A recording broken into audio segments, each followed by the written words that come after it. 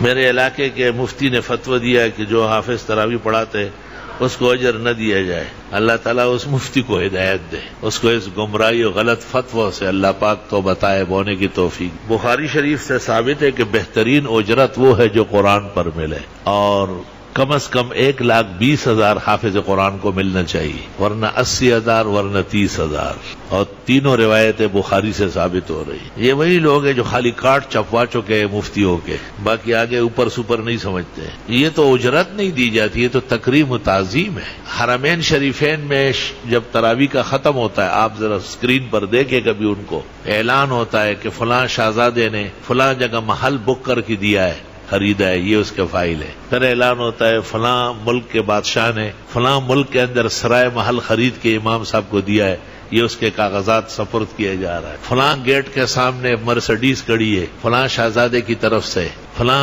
شہزادوں کے فلاں بچے کی طرف سے، سینکڑوں ہدایا، اتنے کہ حرم میں ڈھیر لگ جاتے ہیں سونے کے، خدام اٹھا نہیں سکتے. قبلۃ العالم کے اندر پورا مرکز ہے اور سارے جہان کو ایمان وہاں سے ملتا ہے. ان سے زیادہ محتاط کون ہے؟ اور وہاں ہدایا نہیں، بادشاہتیں تقسیم ہوتی ہے ختم کی رات.